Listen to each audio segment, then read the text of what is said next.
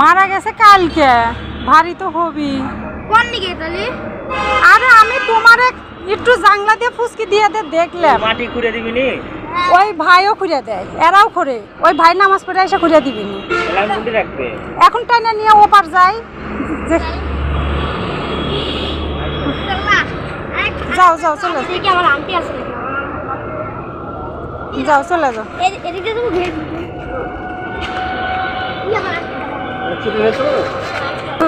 তুমি ধরে লিয়া যাও। এসে ভালো হয়ে গেছে। আনছেন? আমি হ্যাঁ, ওই যে অসুখালা ছিল না একটা, ওটাই মরে গেল। আমি যাচ্ছি প্রেশার মারতে।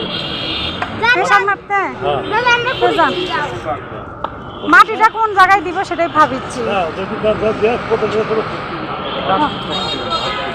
বাবু ওই বালতিটা ধরে লিয়া।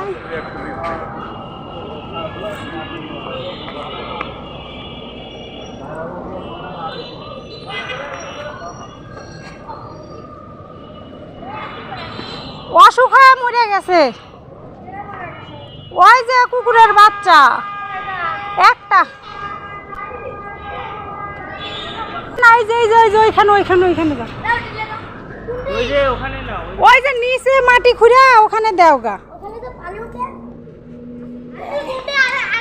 তাহলে উঁচা জায়গাত মাটি খোঁড়ো। ওখানে আবার দিলে কে কি কবিনি, তুমি এখানে দাও। তো চলো, আজকে তোর অজুফা নাই যে ঝগড়া করবি নি। আমি তো ঝগড়া করবো না কারোর সাথে। এই ওখানে দিলে ঝামেলা হবি, ওখানে দিও না। এদিকে আসো। এই যে এখানে থও, থুয়ে ওইখানে মাটি খুঁড়ো। ওদিক যাস না, শুনলো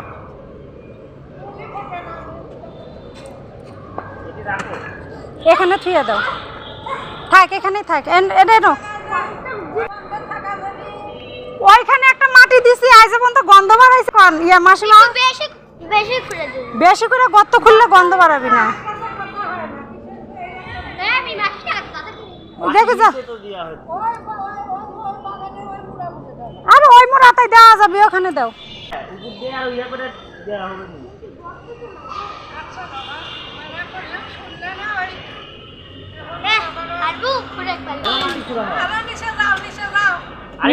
আর একটু নিচে যাও। নিচে মোবাইল নিয়ে যা, ভিডিও করে দিয়া। ওখানে আমি একটা জায়গায় যাব। এটা আমার বেটা, এটা বেটা।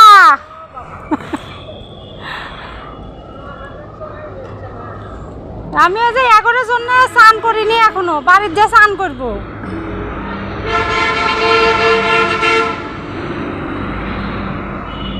এই দেওয়া হলে যা স্নান করবো।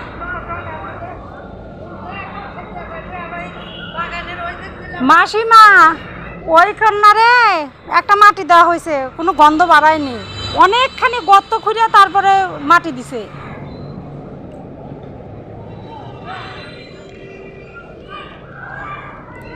আমি ঢুকি তো।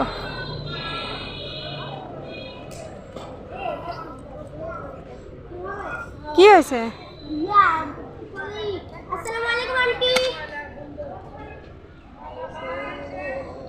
থাক, কারোর সাথে এখন কথা কইতে যায় না, কথা কইতে গেলেই সমস্যা।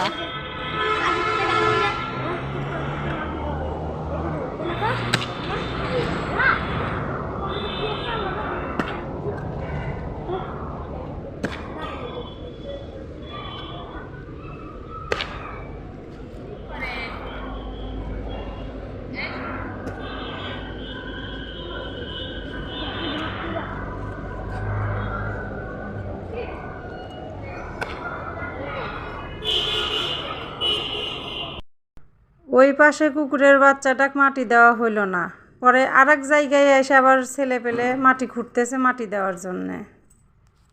দেখা যাক এখানে আবার মাটি দেওয়া হয় কি না। কুকুরের বাচ্চা যখন বেঁচে ছিল তখনও সবার জ্বালা, মারা গেছে তাও জ্বালা। আমি এদেরকে নিয়ে বড় ধরনের একটা মনে করেন যে অশান্তির মধ্যে আছি। মানুষ যে কি জন্য এদের সাথে এরকম করে। এই যে আজকে কুকুরের বাচ্চাগুলো ইঞ্জেকশন দিয়ে দিছি। এখন আমি বাড়ির দিকে যাচ্ছি, আর ওই যে কুকুরের বাচ্চা যেটা মারা গেছে ওটা মাটি দিচ্ছে। তো ক্যামেরাটা আমার ছেলে ধরবে, এখন আমি বাসায় যাব, ফ্রেশ হব।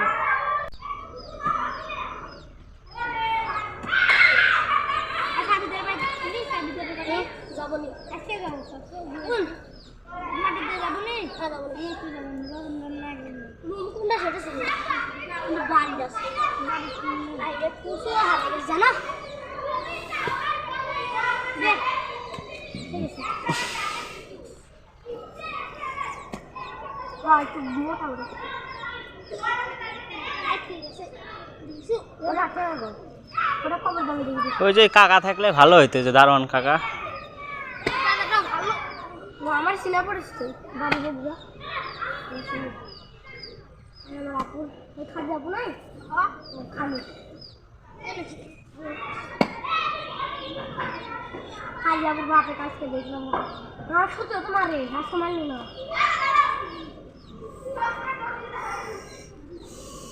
খুবই আগে এই যে একটু সিনা দেবিস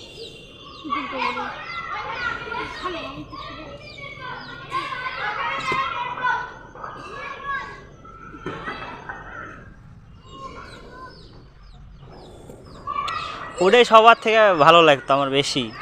হ্যাঁ, লালদা।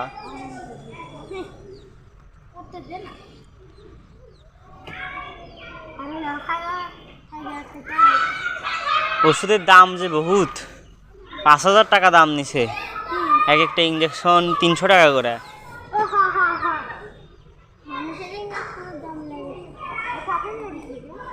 কালকে ওই শরীর দুর্বল ছিল, তারপর মনে উল্টা পাল্টা কিছু খায়া ফেলিস, আর না হলে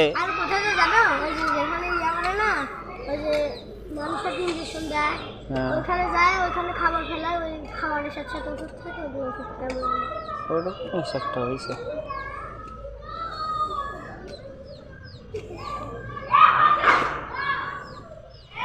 তুমি ঝাপসায় গেলে দাও একটু।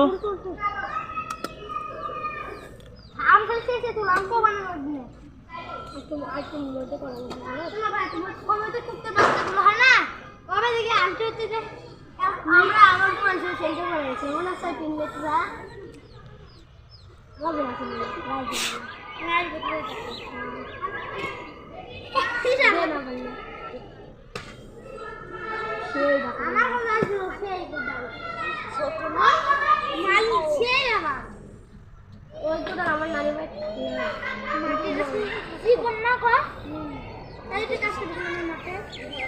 ওই যেমন আছে। হ্যাঁ মানে আমার সাথে খেলিছো কি মতে মানে কি করে টিকিট খেলে না মনে হয় সামনে বছর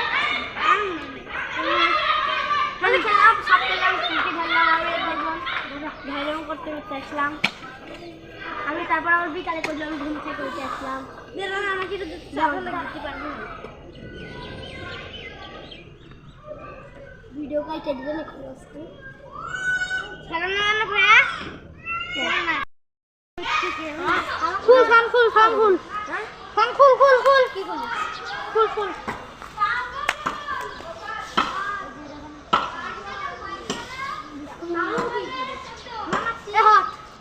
পলিথিন না, একটা পলিথিন টলিথিন দিয়ে ধরো।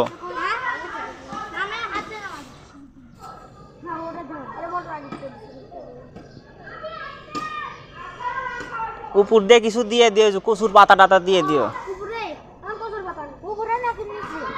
উপরে নিচে দুই জায়গাতেই দাও।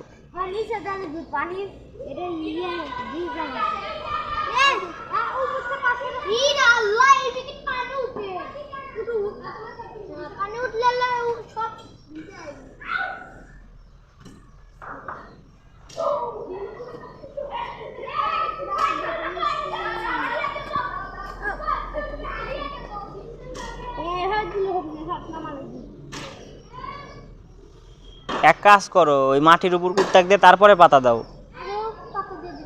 আগে পাতা দিলে তো কুত্তার ইয়েগুলো মাটির সাথে মিশা যাবে না, ওটা তো পয়সা ইয়া হয়ে যাবে।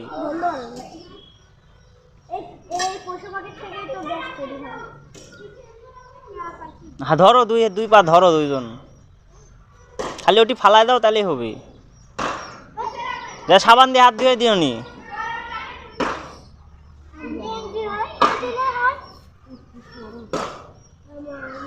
দেখতে পাচ্ছি দেখি ইয়া করো। দেখতে পাচ্ছি তুমি ইয়া করো ওই কচুর পাতা নাও, কচুর পাতা দুটো নাও। তুমি একটা ধরো, তুমি একটা ধরো। লে ধর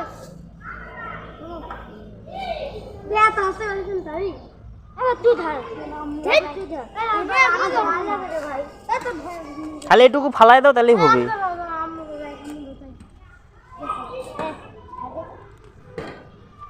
এটি খালি শুয়াই দাও তাহলেই হবে। ঠিক করে দাও। ধর এক পা উপরের পা ধর জাদু অন্য দিন ভয় করো না আর পাই ইয়ে হয় ভাই বডিটা সোজা করে দাও। হ্যাঁ ধর ধরতে ধর না ধর কি কত জুতার ধর কে গেছে আরো মনে হয় খুরা লাগলো নি। শুয়াই দে হচ্ছে না আর একটু মনে হয় খুরা লাগলো নি। হ্যাঁ ওটা তো তুল তুল আবার তুল আমি তুল দেব না একজন তুলে উপরে রাখো তো। কিছু হবি না, আরে ভাই নোংরা তো না। নোংরা করে নাম ভয় লাগছে পাতাগুলা সরাও, আর 1 ইঞ্চি ঘুরো। এই জায়গায় অনেকখানি মাটি খুঁড়িছে মাটি দেওয়ার জন্য, এইখানে ওই যে মাটি দিতে দিল না, ওই যে গর্ত, এখানেও ঝামেলা। সন্ধ্যা লেগে যাচ্ছে, কখন কি করব? সন্ধ্যার সময় তোর মাটি খোঁড়া যায় না, তোর আন্টি আসিচ্ছে কইলো যে আমি নামাজ পড়ে আসিচ্ছি। অন্ধকারের মধ্যে ভিডিও করা লাগে। হ্যাঁ অজুপা আসুক, অজুপা ছাড়া হবি না। হ্যাঁ ওই আসবি, আদুরি না আসলে হবে না, আদুরি আসে একটা ব্যবস্থা করবি না। পোলাপান ঘুরে আসিচ্ছে, এদিক দিয়ে আসবি না। তুই ওদিক চল, ওই যে ভাত থুয়ে দি, এই কোদাল মানুষের কোদাল নিয়ে কুকুর ওখানে আছে থাক, নামাজ পড়ে আসবি, ওই আসার পরে কুকুরের একটা ব্যবস্থা আমি করিচ্ছি, এখানে আছে থাক।